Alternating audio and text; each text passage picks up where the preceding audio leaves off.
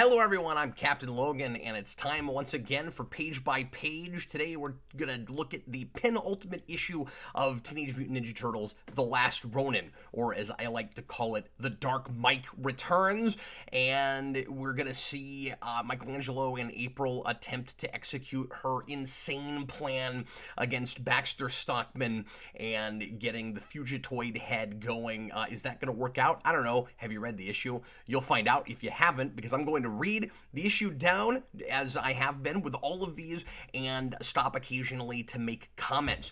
I want to say right away before I get started that I made a massive mistake last time, and I guess actually a couple videos ago, in assuming that Splinter was dead when I had forgotten that he dies in this issue. And just like the last issue with the Casey Jones mask on the front, which is kind of looks like a bit of an homage to the death of Superman, here we see the, spoiler alert, the staff of Donatello and Splinter's book, because in blood, because this is the issue where they die off. And I did read this series and just forgot where exactly Splinter dies. He goes to Japan. Michelangelo finds him and Donatello both there. I completely forgot about that whole thing.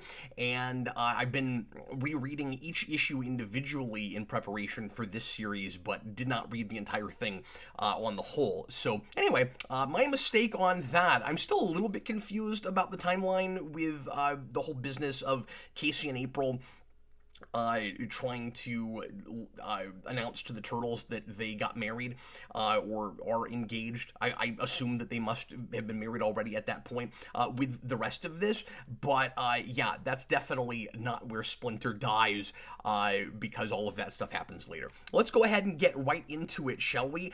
This will probably be a little bit of a quicker read. There's a lot more action in this and a little bit less in the way of flashbacks.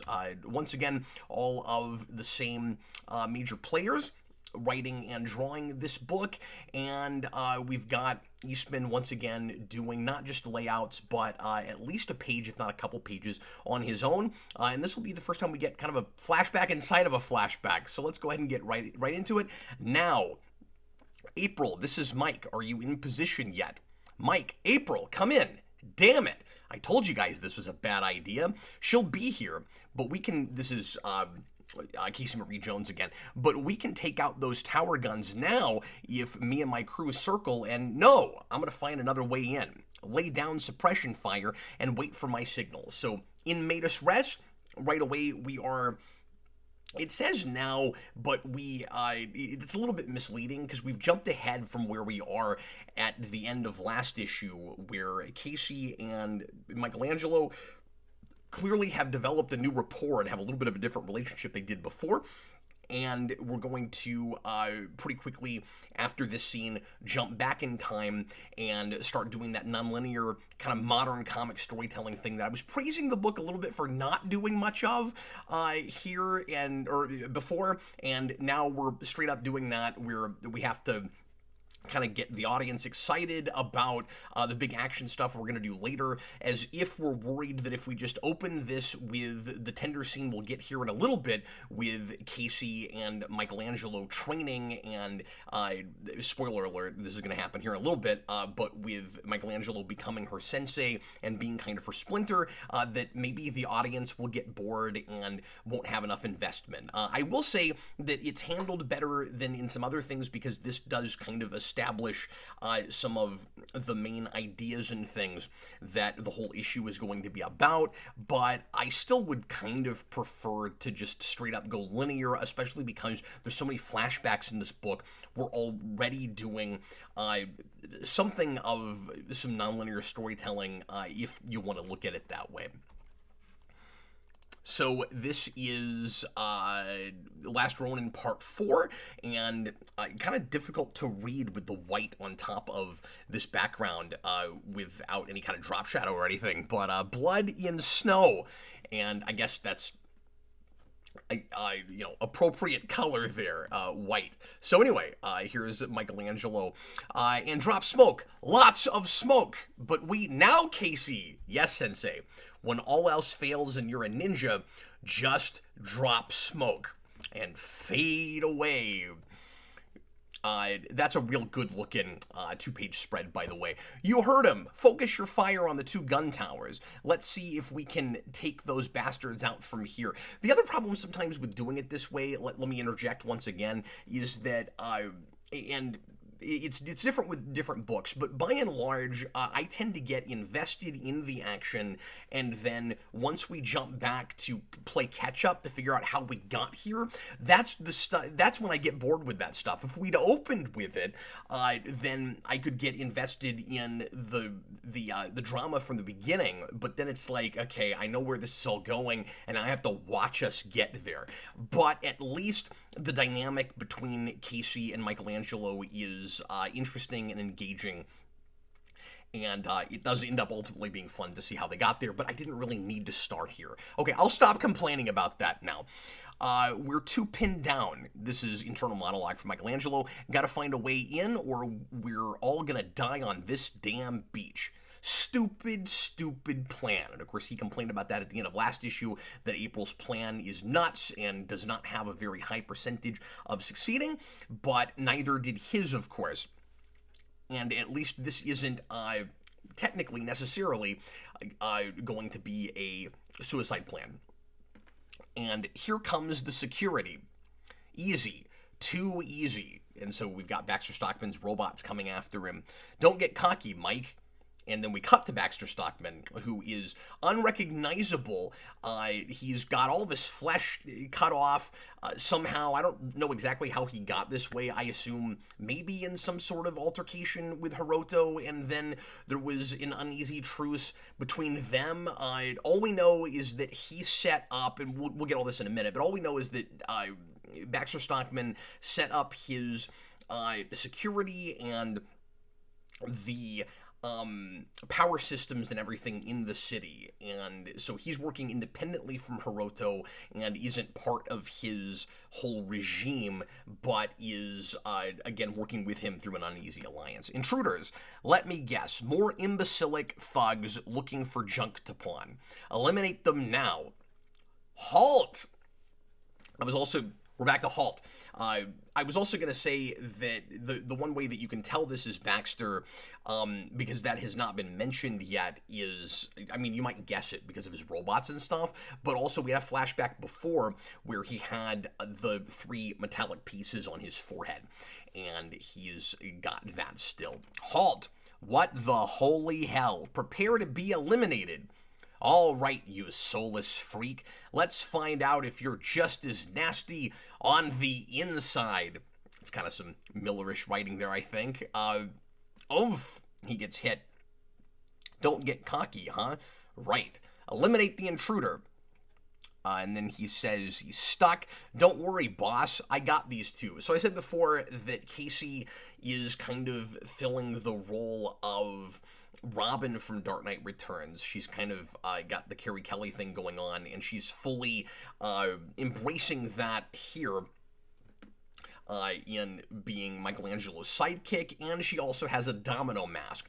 Kind of weird to see characters with domino masks, like human characters in Ninja Turtles, that aren't mutants, because the domino masks don't really serve as a disguise for mutants so much as just helping to distinguish them and breaking up the face. Like, I don't know, you look more like a superhero if you're wearing some sort of a mask, but also we're just so used to seeing Ninja Turtles with masks, it's kind of weird to have them without that, like I talked about that before. So I don't know that she's really trying to disguise herself so much as she's acting more as like an honorary Ninja Turtle.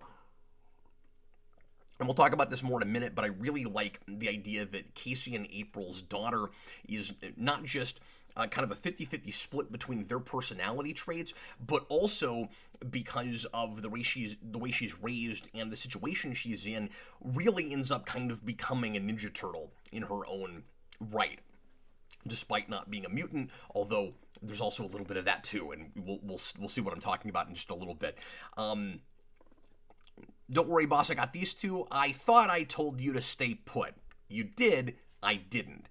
Terrible discipline. Excellent initiative. Don't do it again. Understood? Yes, sensei. First time we hear her call him sensei, she says, I'm learning, and now we cut to the training sequence. I almost said montage. It's not a montage, but the first training sequence, which sets up why she is calling him sensei. Then, now we get an internal monologue. Her technique's decent, but she's developed some bad habits. Oh, I say internal monologue. It's not. It's his brothers in his head again. Be interesting to see what she could do with 10 years of real training. Yeah, except we don't got 10 years. I don't know why the magic number for ninja training is 10. Or just, superhero training. Like, Batman also had 10 years of training in multiple iterations. I wonder why she cut her hair. I don't know about her hair, Don, but if she's going to be fighting regardless, it's time to find out what she's willing to learn. And she's panting. Well, besides getting your cardio in, that was just about useless. Whoa, didn't hear you come in. Sneaky ninja, remember? You ever fight anyone skilled with that garbage? Hey, I got skills. Never had some ninja master to show me nothing, and I still kick ass all over this city. Okay. Show me. Hit me as hard as you can now. What? What? This exchange is one of my favorite bits in the whole book. I think it's really well written and kind of consummate Waltz, really. He's really good at teenagers and just younger people in general. Pardon me.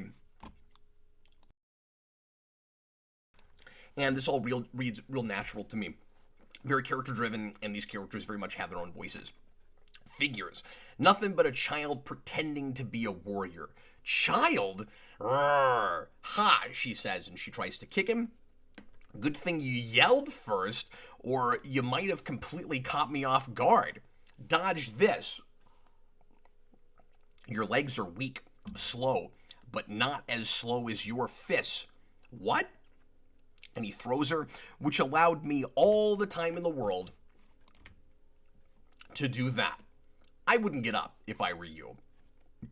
Yeah, right. So another thing I like about this a lot is Michelangelo clearly has never mentored anyone before, but he's coming into it pretty naturally and doesn't realize the wisdom that he's accrued throughout the years, and he very much has developed his own style. And I think if you go back and look at what he's like in his younger years, just again traditionally, because this isn't in any particular continuity, and then compare it to where he is now, it feels like an aged Michelangelo who's gone through a lot before it feels like just generic Ninja Turtle. Like, this couldn't be any of them. That inherent compassion, Michelangelo being the heart of the team, is very rooted in everything he's doing, even though he's developed a cynicism and a death wish. Really nice balancing act that Tom Waltz is doing there. Never forgetting who this character was in evolving him to where he is now. And then she comes at him again and he says, you were warned? Looks like we have a plan this time. White belt quality kick. Okay, maybe yellow belt. They're fighting, not really sparring. She's giving it her all, and he said, really nice panel layout here with quite a few panels. Nice push. Got anything to back it up? I'll show you. Show me what? How to miss your opponent again? Back to square one. And then she spins around and he says, boo, like he's being a ghost. That's pretty great. That move only works in the movies or on people without training. I guess he feels differently than Ducard from Batman Begins, where it's not just about will. The training really does kind of matter. That only works in the movies or on people without training. This is neither. You're wasting energy, running on fumes, very tired, and you're done. Never, she says. Please feel free to take this time to think about how you could have done all that differently. He really kind of feels like he's done this before, even though he hasn't. Take it easy on the bricks. They're pretty old. She starts hitting the wall. You would know. What was that? This is nice and tense. Oh, okay, I give. That's not the point. To give up. Even the greatest of warriors can't punch their way out of every confrontation. Sometimes it pays to be subtle, fluid, elusive. Like, I'm also buying Michelangelo coming into this sort of word choice, too. He sounds more intelligent than he has before. And I don't think Michelangelo was ever an idiot. I think he was just, playing the clown in his earlier days. Avoiding strikes rather than delivering them. Let your enemy wear themselves out. That way you remain in control. Got it. You made your point. Are we done here? And because of the way she's acting right now, the end of the scene is going to be kind of surprising. Yeah, I guess. Wait, no, that's not what I'm saying or trying to say. Look, the point is, I don't know you and you don't know me, but you're practically family and you need a teacher. You have skills, but a lot to learn. Too much to learn. It's like Yoda and Luke Skywalker, you're too old. And I kind of see, I gotta see him coming into, like, if not a Yoda, sort of a Obi-Wan Kenobi sort of role, and a little bit later, I'm gonna see April very much as a Princess Leia type in leading a rebellion. You have skills, but not a lot. I'm sorry, I already read this part. Too much to learn, and I might be willing to teach you, but it's my way or the highway. No backtalk, no attitude. I tell you what to do, and you do it. Got it? Like, seriously? No bull? You'll teach me like a real teacher? It's sensei. Right, a sensei. Okay, right. This makes him very uncomfortable.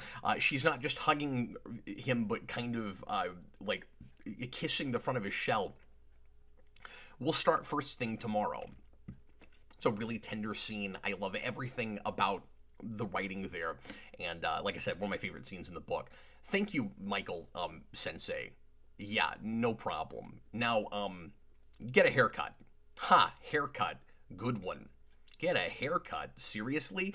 Like, he's getting nervous almost as if he's on a first date or something. And I don't mean that there's anything romantic about this, but just in that he's in a role or trying a new sort of relationship that he's uncomfortable with, nervous about, and doesn't realize he's actually kind of a natural at it. I'm such an idiot.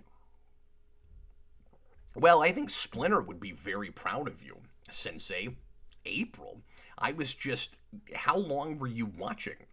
Long enough. I'm sorry, I hope I didn't overstep my bounds. She's a good kid, and I don't want her to get... I mean, I want to help somehow. It's just that time is always short. Life is short. What you just did, it's more than I could have hoped for. This isn't just about her needing training, it's also about her needing guidance. Again, Casey has a lot of her father's impulsiveness and, that kind of Raphael thing of just rushing off and being completely fueled by emotion and letting emotion control you. And it's also about her maybe needing, more guidance in her life and a male role model to replace Casey, because she has her mom, and of course, her mom's also a weird influence now because of everything she's been through and how broken she is. Not that Michelangelo isn't also a very broken kind of character right now, but maybe starting to loosen up and lose some of that with knowing that April is alive and building this new relationship with Casey. Splinter was there for all his sons, all of us, everyone he thought of as his family until the very end. Casey Marie's only had me. I guess I just kind of explained everything April's going to explain. My apologies. And I can only do so much. She's tough, has her dad's courage, my brains, but she needs something more. A place to direct her skills, soothe her anger. Thank you.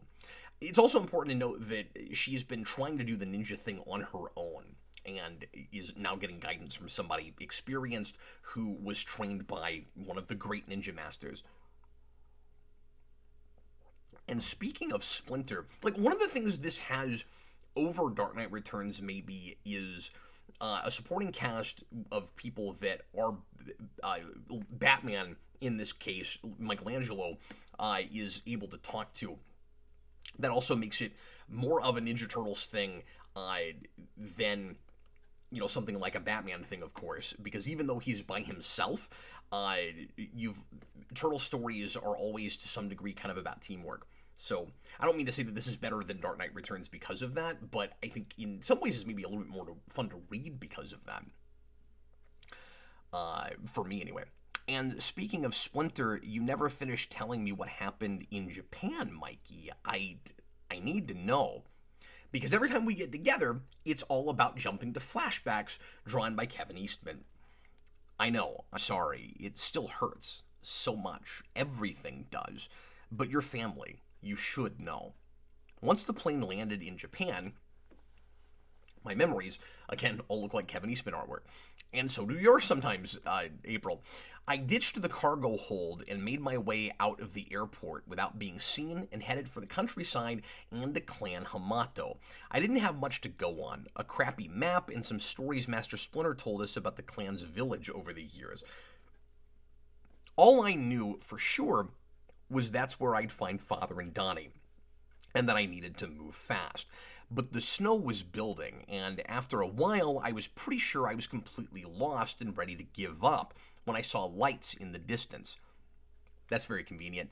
It was the first sign of life for miles, and I was praying they could help. Suddenly, I was completely surrounded by warriors, samurai from their weapons and their dress, the real deal. Pardon me, sometimes this font, and just looking at this on a screen, is a little bit difficult to read. I told them who I was, Michelangelo, son of Master Splinter of Clan Hamato. They just grunted and pointed towards the village. So this kind of surprised me, and I don't know if there's just enough turtle stuff I haven't read that I didn't realize this, and I don't think this is the case in IDW, but I never imagined that there was more Hamato family left in Japan. I thought the idea was always that either the line stops with Splinter if he is, because we do this both ways, if he is Hamato Yoshi, or Hamato Yoshi and his wife got killed and their line stopped with them. So it's weird that there are more Hamatos around, and if there is, so the idea in this is that the feud isn't just about the Foot Clan and Splinter and the Turtles and his family. It's that there is this whole family line. There's this whole clan, I should say. I assume that they're all blood related, but there's a whole clan called Hamato still in Japan. And if that's the case, why don't they work together before this? After the Turtles have their initial, I get why they would stay in New York if they're feuding with Shredder and if they're worried about what Shredder's going to do to the city and all of that, because the Turtles were brought up there and that's home to them. But after they build their initial truce with the Foot Clan, with Shredder, I wonder why, or with, I guess, Karai, I guess, after Shredder's killed, because as far as we can tell, that's the timeline for this version. I don't know why they don't just go to Japan, and you could say, well, they couldn't afford to, but, Michelangelo just stowed away in an airplane, he figured out a way to get there, and Donatello and Splinter also figured out a way to get there, so, if they wanted to go, they're ninja, they're stealthy, they just hitch a ride on something and they'd go, they could go on a boat, there's a lot of ways they could get there if that's where they wanted to go. But you also get the sense that, from this as we keep reading, that Clan Hamato maybe was aware of Splinter even before this. I'm not totally sure. So why didn't any of them come to New York to help out? I'm a little bit confused about that whole thing. The village turned out to be really turned out to really be a massive compound. One of the elders was there, waiting for me. I quickly told him who I was, why I was there. He just stared at me with sad eyes for what seemed like forever before he finally spoke. By the way, I think this artwork lends itself really well to just Japanese landscapes and like traditional feudal Japan buildings and that kind of thing. I really like the atmosphere of the section, and Eastman really likes drawing snow, and he's really good at winter landscapes. I am Master Shinshiro of Clan Hamato. Please follow me. We will speak further inside. Inside, I asked again, practically begged, please, where are my father and my brother? I knew my outburst went against all the proper decorum Master Splinter had taught us over the years, but like I told you before, I was desperate. Master Shinshiro just remained silent, avoiding my eyes. Then, there are people, creatures, teachers, warriors, heroes, and legends. Your father, Master Splinter, was all of these. So that gets weird, because now we're going to have a flashback inside of a flashback. We've switched artwork, and that's not because, obviously, looking at the landscape and that we're still in Japan, you can tell we've not jumped back to present day, but now I'm kind of wondering in scene what exactly is happening. So I guess this is Michelangelo, and I don't mean to split hairs about just the narrative device with the flashback, but just I get fixated on this kind of thing, as a writer, just looking at the form. This isn't necessarily exactly how I would do this, but I think it's... So I guess what's happening is Michelangelo is telling the story to April, and now he is relaying what this guy, Shinshiro, said to him. So all of Shinshiro's dialogue now is probably relayed in some way by Michelangelo, maybe verbatim, maybe not, to April. Okay, it's a flashback inside of a flashback. Master Shinshiro, it is good to see you, my old friend. Look, there's Splinter. He's alive. Michelangelo was not there watching him die, although Michelangelo will, spoiler alert, see that happen. Oh, look, you can't be spoiled. We know Splinter had to have died. It is good to see you, my old friend. It has been far too long. You remember my son, Donatello. I question whether we really need this in scene. There's a part of me that kind of wants everything from Michelangelo's perspective and to never move away from him. Like, I don't even know how much of the big speeches and diatribes from Hiroto, from the villain, we really need in this. That's not a huge criticism or anything. Like, Ninja Turtles comic, you kind of expect to jump over to the villains and see what they're doing and stuff, and it would be a much, much shorter book without that. But this in particular, I don't really know. Like, the flashbacks with April make sense because she's relaying them to Michelangelo. But again, this just feels like a little bit of a cheat to me, where it's like, well, Splinter explained this to me, and so now I'm telling you what he told me happened in his... But I don't know how much of this we actually need. Maybe I'll change my mind reading it out loud right now, but... Anyway, of course, greetings to you both. I look forward to a long and detailed chat once we have concluded the business at hand. Ah, yes, the business of peace. I remain cautiously optimistic regarding young Master Hiroto's sincerity in this long overdue endeavor. You shouldn't do that, Splinter. That's a bad move there. As do I, hopeful yet vigilant. Thankfully, our scouts have found no signs of deceit by the Foot Clan. Father, I'd like to radio Leo and the others. Let them know we got here okay. Indeed, my son. Perhaps Master Shinshiro can help with that. Certainly. We have shortwave radios you can use for that purpose, Donatello. I will make it so. Just like Picard, he will make it so. He sighs, there is no place on Earth with air as sweet as this. I miss it very much. You know what? Maybe I'm wrong about that whole thing. Maybe it is kind of nice, even if it's a little bit weird to do the flashback and a flashback thing, to see Splinter go back to his native home one more time just before he's about to die. As we miss having you here, Splinter's son, and we will properly celebrate your return home soon, old friend. But first, we have peace talks to attend. And we, of course, already know what's about to happen with this because of what happened in New York, and that Hiroto was just using the idea of peace as a trap to kill his enemies, and it mostly works. I hope Hiroto Hiroto, pardon me, chose this location out of ignorance and not malice. Immediately, something is smelling off to Splinter. A resting place for the dead, and Donatello. A resting place for the dead definitely wouldn't be my first choice. And I don't know why Hiroto picks such a conspicuous place either, because immediately they're like, this feels off. It seems symbolic of maybe you're going to try to kill us or something. And if I were Hiroto, I would pick something a lot, because maybe they would take one look at that and be like, hey, we're in a cemetery. Why do you pick a cemetery? And then just leave. But they don't do that. He's still cautiously optimistic. Agreed, but as stated, our reconnaissance revealed no Foot Clan deception. Greetings and welcome. I am Ambassador Hara of the Foot Clan at your service. So this is like the third a piece of evidence that something is off here that would make your spider sense go off. Hiroto sent somebody else. Master Hiroto sends his warmest wishes and kindest regards. We assumed the young master would be leading the delegation. Yes, an incredible display of bad faith. Oh no, not at all. Master Hiroto, he is overseeing the final preparations for the grand feast we will enjoy once the agreement has been confirmed. I'm sure he's on his way here now for a proper greeting and completion of the ceremony.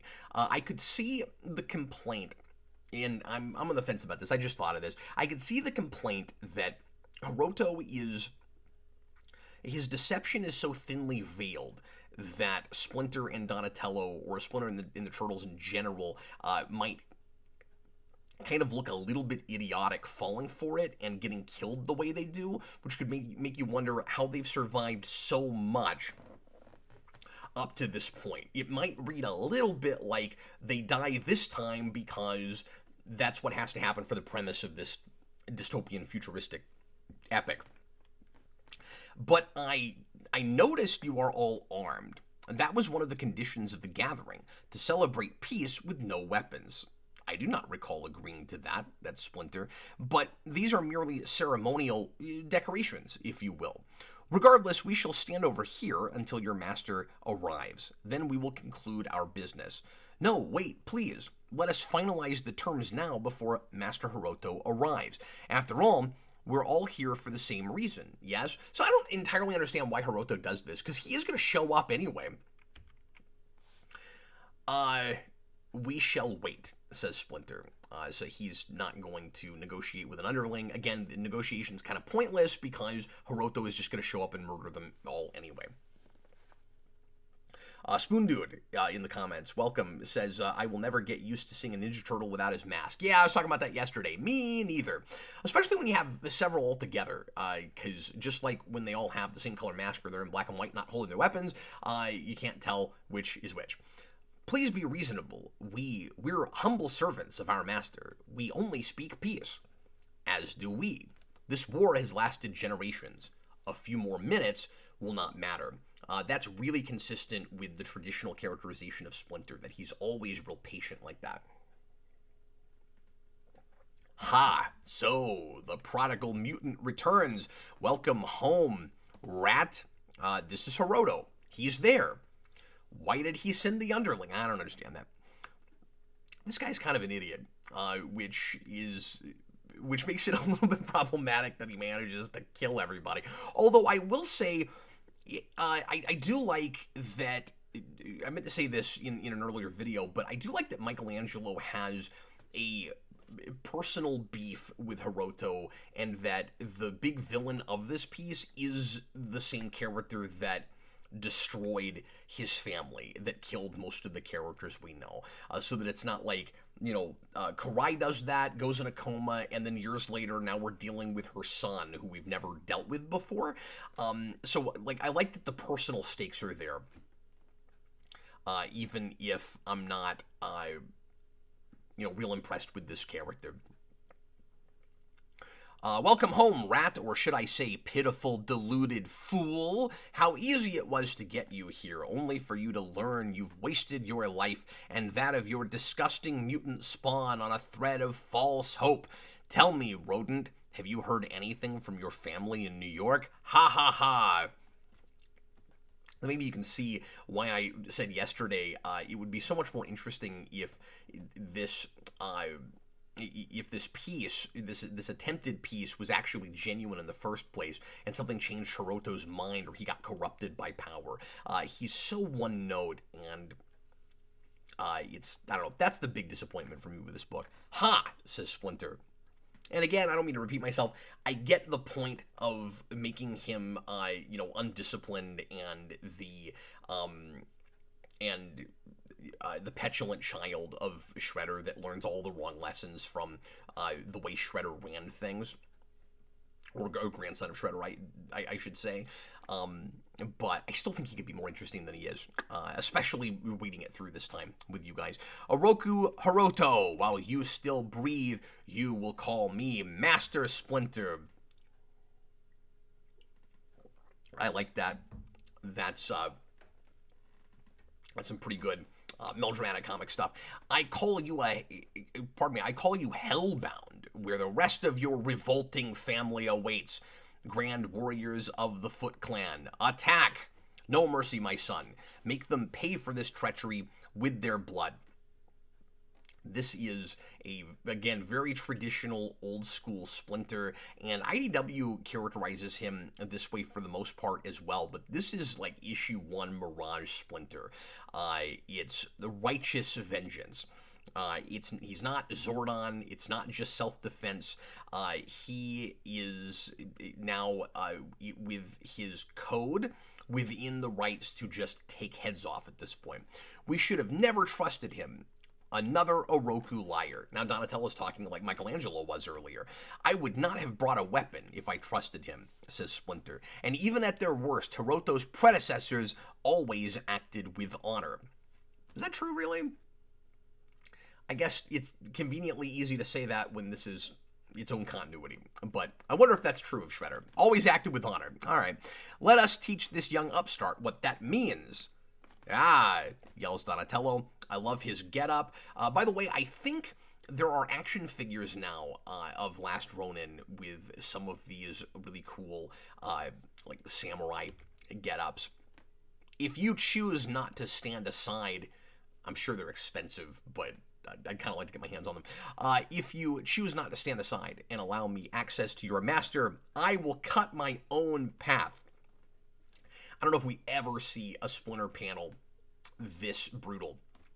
These guys are seriously lacking discipline, but not numbers. Splinter always putting things into perspective. Look how big his tail is. Splinter-san is right. Do not let your guard down. Fine, addition by subtraction then. Never forgetting who Donatello is, and that he's always mathematical, analytical. Indeed. Again, Splinter just mowing guys down, just taking a head off. Ah, bastards. Keep pressing forward, my son. Skill will decide the outcome today. That's calling back to Casey Marie's training with Michelangelo. It's not just about will. It's not just about what you want. Skill is important. Why is this taking so long, General Oyama? These are our best warriors, my lord. Please be patient. We have far superior numbers. The battle will be ours. Spoon Dude, his predecessors acted with honor. Doesn't Shredder act dishonorably when he's beaten by the Turtles in the very first TMNT comic? Yeah, that's kind of what I'm thinking too. I don't know about that line. Bah! Shut up, you old fool! To hell with your patience! Bring up the archers. This whole thing is kind of why Splinter probably should win this battle. I guess it ends up just being about numbers ultimately. Master Shinshiro, Shinji is down. Leave him. Go! Get the others. Hear me, rat. This is Hiroto again. Heed the last words you will ever hear. Your time is through, as is your family's, in New York City and here on this battlefield. Everyone you have known and loved is gone. All dead. Then I have nothing left to lose. Oh, I'm remembering now suddenly where this is going. And yeah, Splinter maybe actually would have won this battle if he had stuck to his guns and his usual MO, but he's not going to do that. he is starting to lose himself a little bit. Come, boy, face me like a true warrior. Come meet your ultimate fate at my blade, like your grandfather before you. Father, the archers, maybe we should pull back, regroup. Donatello providing him an opportunity for change that he's not going to take. Master Hiroto, no, wait. You wait, General, for my command to unleash my archers. I would see this filthy rodent exterminated, up close and personal. Dismount, man-child. There's no other way to describe him but that. I will have your head. No, Splinter-san. God, Splinter really wants to take people's heads off. No, Splinter-san, this battle is no longer ours to win. We must retreat and live to fight another day. Which is, usually your teaching. Here's an exciting full-page spread here. Like I said, I just love this look for Donatello, with that hat, especially. Prepare to die, monsters. No, you will not escape my sword, treacherous coward. Father, no. And Splinter just goes off, runs at him. Archers, fire. This is a real I have the high ground kind of moment. For my family, Splinter throws his sword. Father, behind me. And they're getting shot at with tons and tons of arrows. And then Shinshiro, I assume, says Splinter. And then no. Reinforcements. Clan Hamato, rain hell. And Donatello and Splinter die off-panel. Which, if memory serves, also happened with Casey Jones. I don't think we saw exactly how he dies either. I think it's like, it would, as brutal as this book gets, the sentiment seems to be, we don't want to see our heroes, the moment where they actually perish. Like, the idea is it's supposed to be rougher or sadder if you imagine what that looks like, or that maybe we just don't want to draw it. I'm not really sure, but I think we're consistent about that. And I don't really feel strongly about it one way or another. This is kind of a standard movie thing to do, right? Like, even in a real, bloody or a violent kind of thing, where you'll have a big battle and then you'll see the killing, weapon, like an arrow through the sky or a sword jutting out, and then you'll cut to somebody's expression, somebody's reaction to the death of someone as opposed to their actual death, which I guess is what we're doing here. Master Hiroto, with me, quickly. Unhand me, Oyama. The armor took the brunt of the strike. I will gut the rodent with his own sword. The rat is finished, Master, and so is this battle. We have lost our advantage. Foot, retreat. Okay, so at least it was almost a draw. Hi, Senior Sticks. How you doing, man? Good to see you again. There are people, creatures, teachers, warriors, heroes, and legends. So repeating the line that Shinshiro had from before, your father, Master Splinter, was all of these. And so that was the second flashback. Now we jump back to the present of the first flashback, if that makes sense, as was your brother, Donatello. We could not save them, Michelangelo. I am truly sorry. So Splinter really is kind of responsible to some degree for his own death. He really lets his emotion get the better of him because of the death of his other sons. And I guess I can see that. And so I had my answers. I came seeking the last of my family, only to find all that was left to me. And also because I think he wanted so badly for Hiroto's call for peace to be true. Like, he was hoping against hope that was actual altruism. Only to find all that was left to me were ashes, my brother's blood-stained bow staff, and my father's journal. I was too late, and now I was alone. Master Shinshiro offered to let me stay there with the clan, but seeing all the brave warriors surrounding me only reminded me of everything I'd lost. It was too much to handle, so I respectfully declined the kind invitation, turned toward the mountains. And I wonder if there's a little bit of an unreliable narrator there, or maybe part of it too is guilt, where it's not just that he's reminded too much of his brothers and of Splinter, but that he feels like he needs to punish himself. And I just started walking. This is a real consummate Eastman full-page spread, and I like it a lot. It's real pin-up worthy. I can see taking that out and putting it on a wall. As the last of my kind, a Ronin, that is when I decided the feud must end. I would follow Father's journal, train, it kind of reminds me a little bit of Arrow with Oliver Queen's Father's journal, train and complete the mission we were intended to from birth. All Oroku must perish. If I'd known you were alive, it might have been different, but the mission would still be the same. I'm sorry.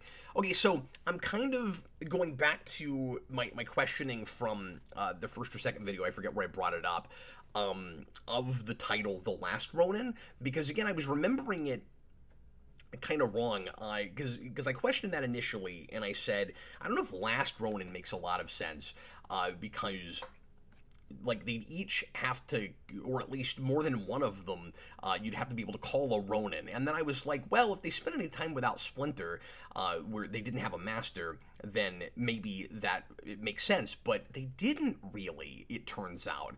And so now I'm kind of back to, I don't totally know that that title's not super redundant. But anyway, I'm sorry. Don't, Mikey, please. There's no way you could have known. I like the choice of the chain that's in April's hand where she's got it wrapped around her fingers. Just nice attention to detail there that makes the moment feel more real. And the rest, I understand what needs to be done.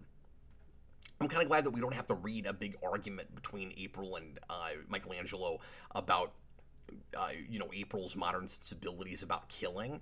Like, she knows that Michelangelo is a ninja and the way he was raised, and that he has a different kind of honor code. So I like that this doesn't turn into a should Batman kill the Joker kind of story. You're here now, that's what counts. And the way Casey Marie has taken to you, it's so amazing to watch. I never thought she'd be able to connect with anyone the way she has with you. You sure about that? Like, it seems like our connection is by design. Your design. And then April says, what are you saying? When were you gonna tell me about Casey's extra abilities, April? So I feel a little funky about this whole thing, and I'll go ahead and talk about it now. First of all, I wasn't getting any indication before this, if I'm supposed to, that Casey Marie has extra strength or agility or any kind of enhanced abilities because of, we'll find out, April's exposure to mutant radiation. And apparently that's the whole idea. It's a little bit of a strange notion. I guess I'll read more of this down, and then we'll discuss that a little bit further. But right now I'll just say, I guess it was supposed to maybe be a mystery through this, that like she seems to have abilities that she shouldn't, and like how did that happen? But I didn't see any of that. You do get that with Michelangelo. It was like, how did he survive that fall? Oh, he's been continuing to mutate, and he's harder to hurt or kill than he was before. I didn't really notice any of that with her. Why would you keep that away from me? He asks her. I wasn't keeping it away, not exactly. You didn't inject her, did you? Hell no. You know me better than that. I would never do that to my child.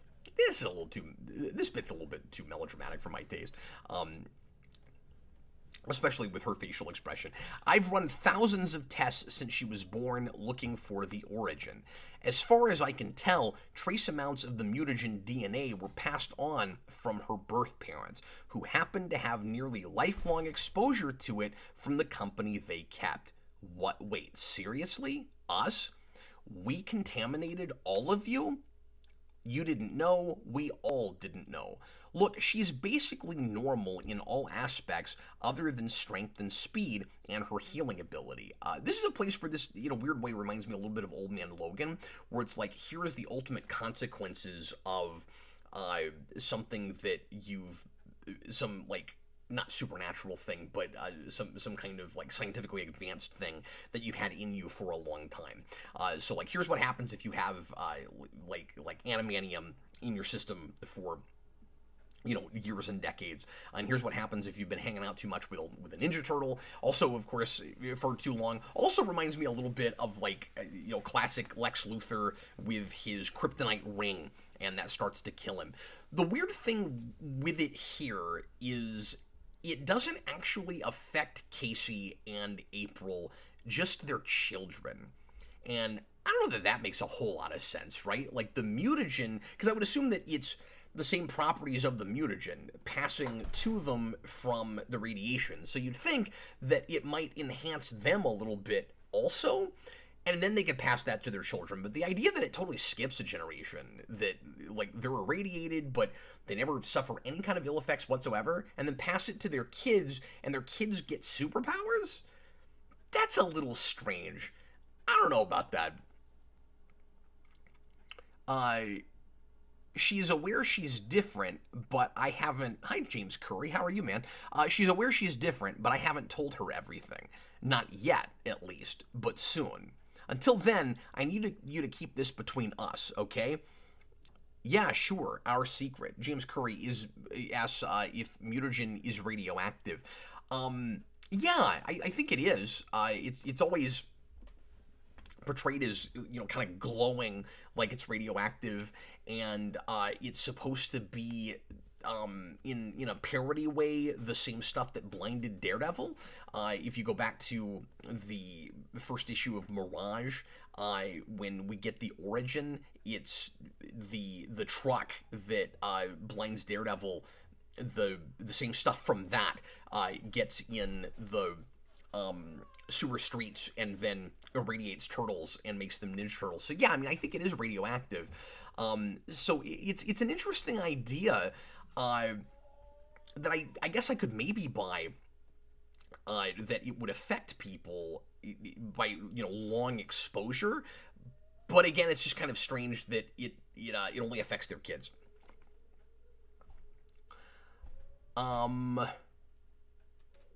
Yeah, sure, our secret, she says, thank you. Now I need to get some food in me and gallons of caffeine. Come on, we'll talk more in the kitchen. I have some friends coming over I want you to meet. And he says, friends, now we're going to see the resistance, which is larger than I might have expected.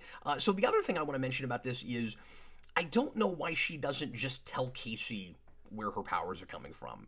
Why, except for the sake of easy drama, are we making such a big deal out of this? Like, she knows that April just says, Casey knows she's different, and that must mean that she's aware that she can jump farther, lift more, whatever it is she's able to do. I can't really tell, honestly. And she knows that her mother and father palled around with Ninja Turtles, and she's just met a Ninja Turtle. So, like, even if April came out right now and said, okay, the reason you can do these things is because I passed radiation to you, like, what's the big deal? Is it just a worry that it might be fatal, or there might be some kind of extra consequences or something? Like, that's not really talked about, I don't think. So I don't know why it's that big of a deal.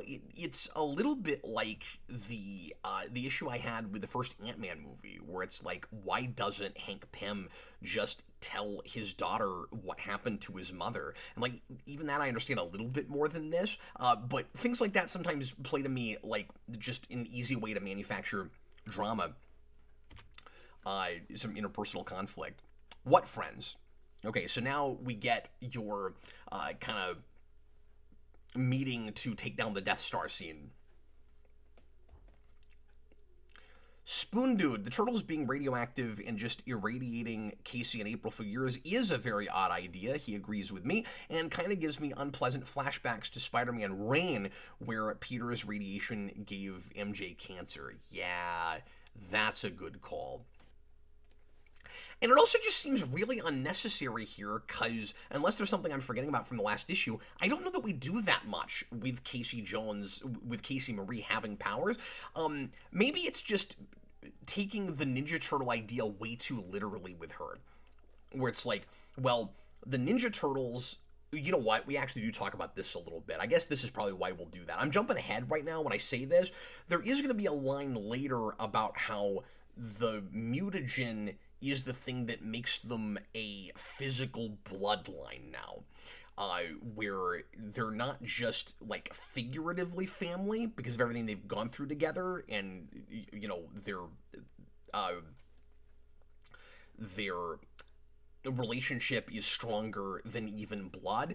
Now it sort of, like, is like blood. That's taking it farther than it needs to, and, again, for not a good enough reason. Not only does Stockman have his own fortress, it's on his own island.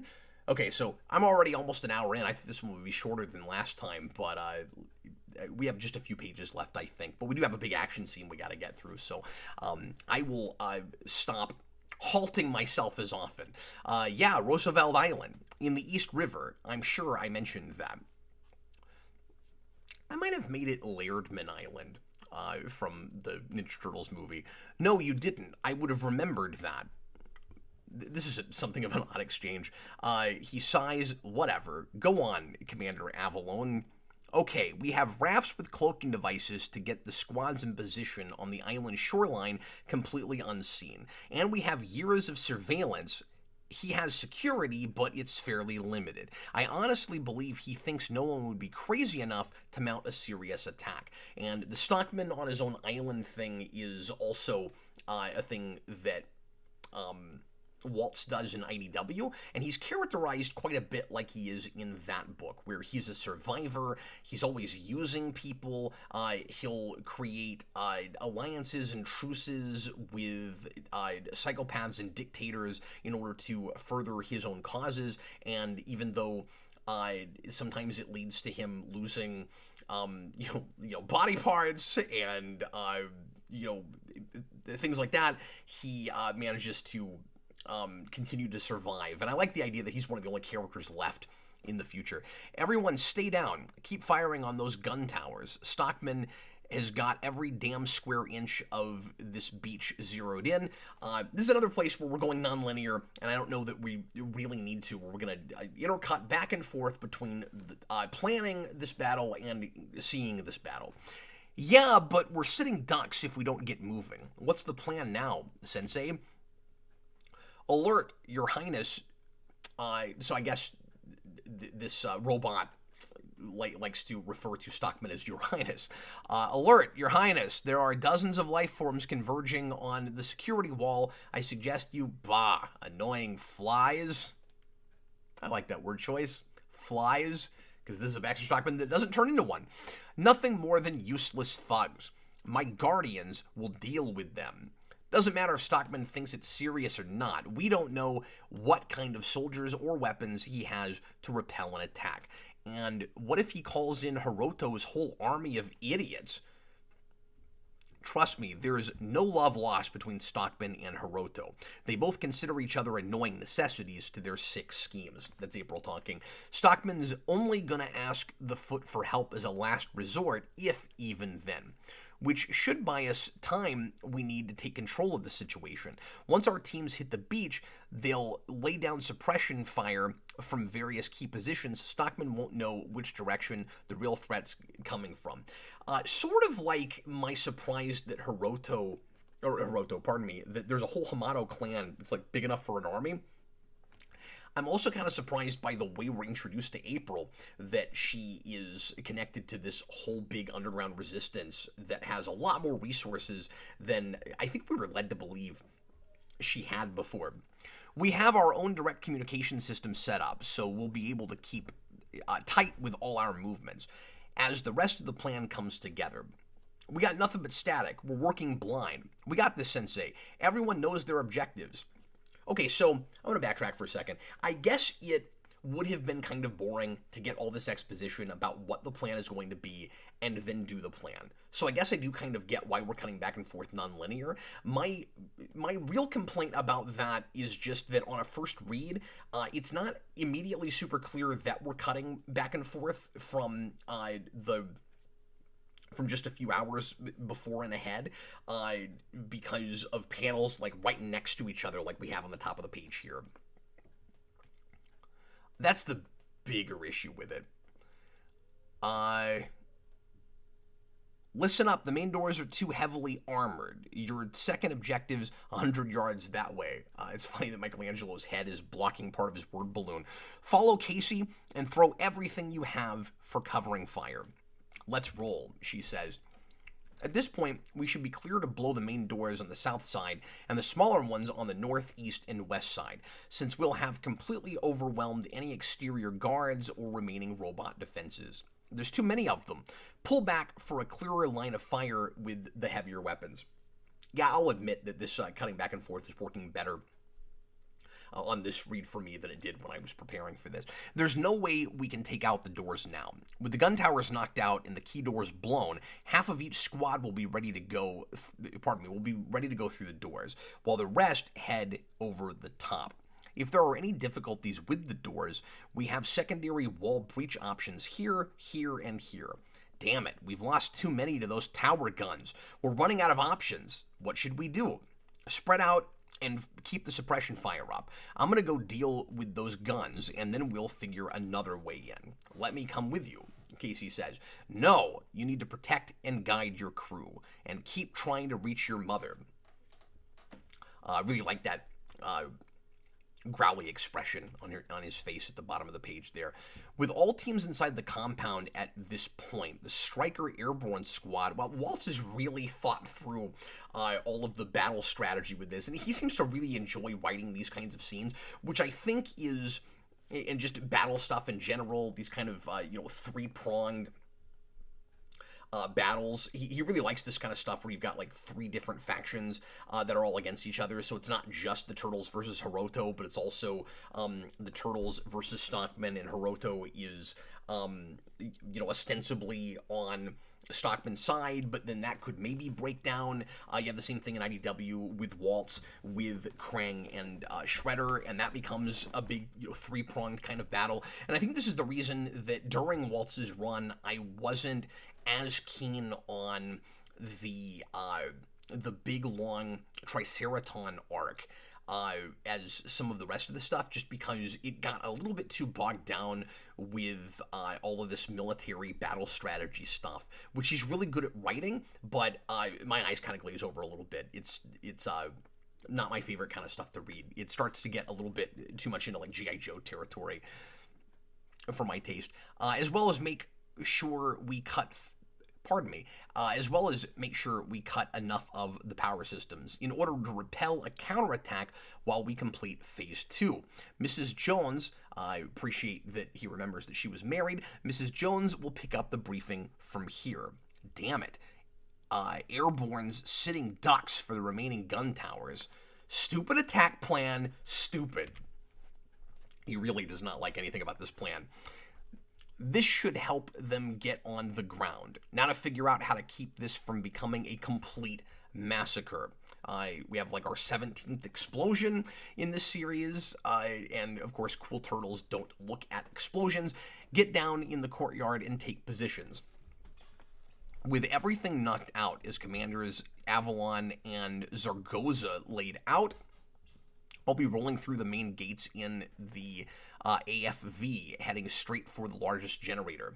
The AFV, I assume, is the giant turtle tank. Heading straight for the largest generator. We're going to need all available power to reactivate the Fugitoid, which should enable us to talk directly to Professor Honeycutt, access Stockman's network, and take full control from there. Your Majesty, I respectfully request you consider heeding the security alert. If you would just look at the monitors, yes, I see. A bit more going on out there, this is Stockman, than I thought. Damage to several sentries and gun towers.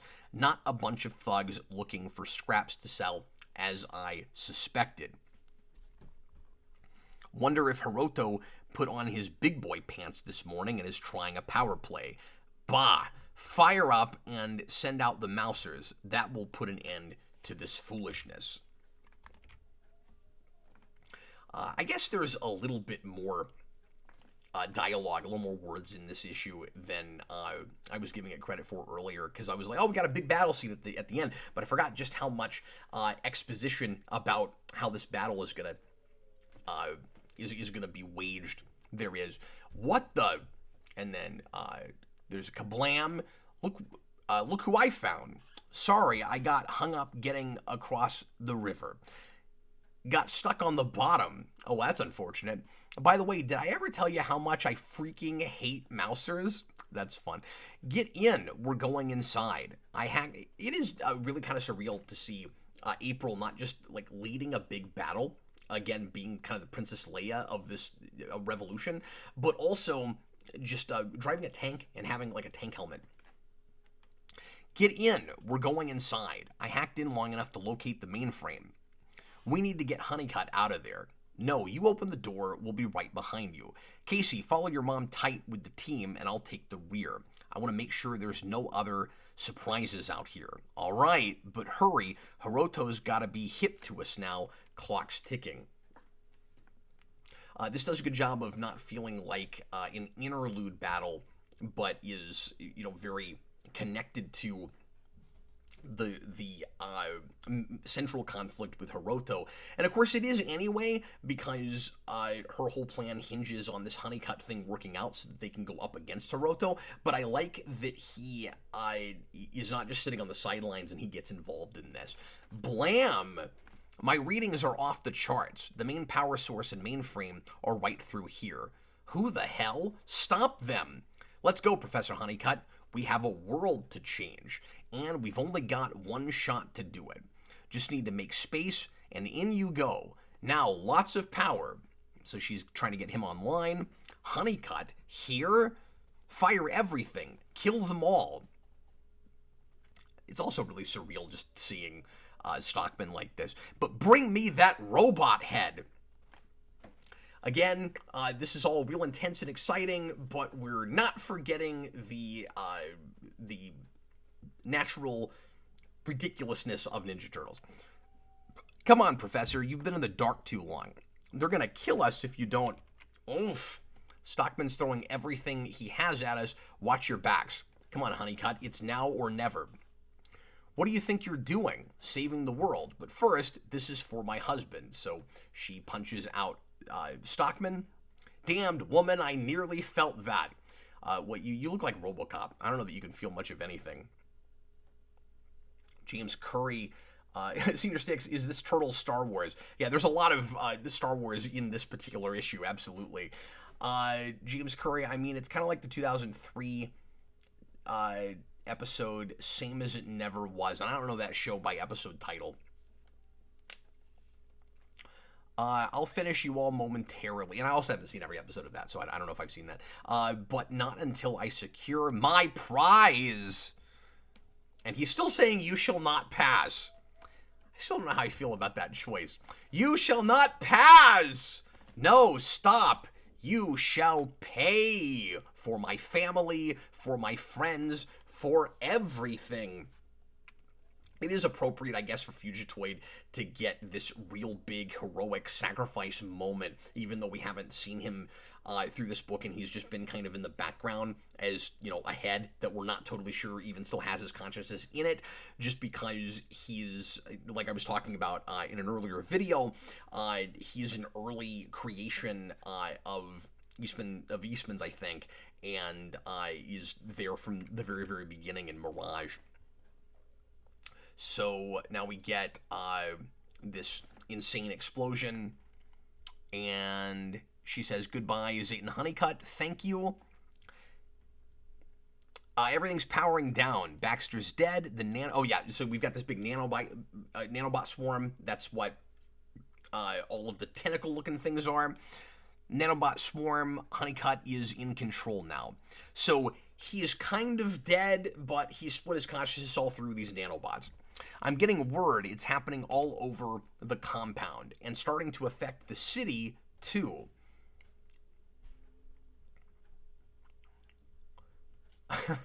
Halt? You're not going to believe this, Linda. Everything's shutting down, even the foot cops. This isn't possible, Hiroto going on his rampage. I have control of the power grid and stop gaps all over the system. Get Stockman on the line right now. We no longer have a communication link to the island, Master Hiroto. We've been blocked out of all his systems. A virus of some kind. Everything is offline.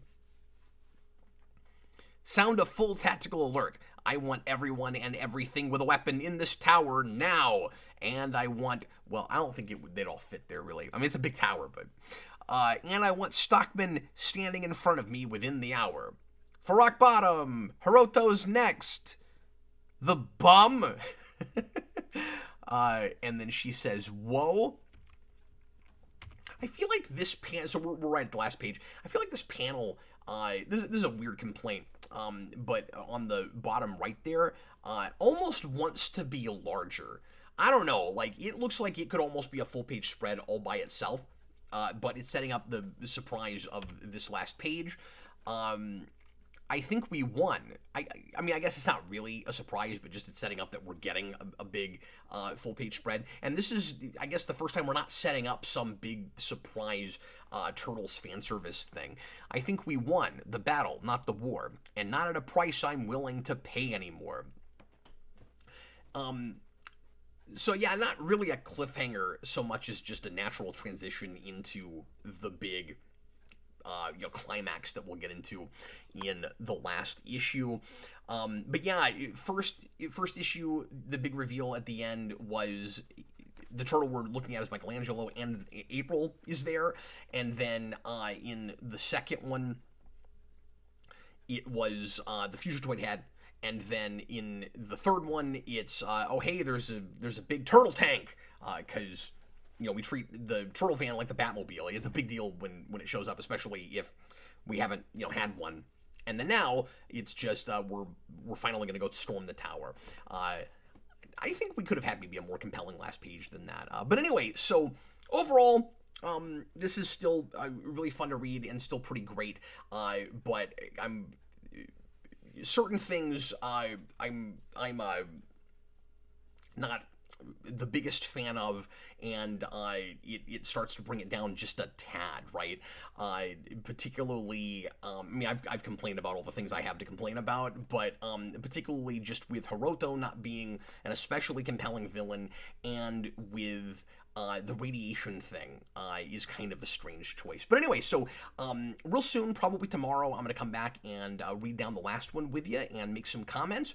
Hope you guys that following this have been enjoying the series. I might try this again with something else down the road. I do want to do these page-by-page things, some just with some single issues of comics, so this isn't going to become the new way that I'm always going to do miniseries and stuff, but I thought this treatment might be cool with something recent and like a big epic like this. I thought I would probably have enough to say with it. So anyway, one more of these, and then we're home free. So thanks a lot for watching, sure appreciate it, and I'll see you again next time. Happy reading, and bye folks.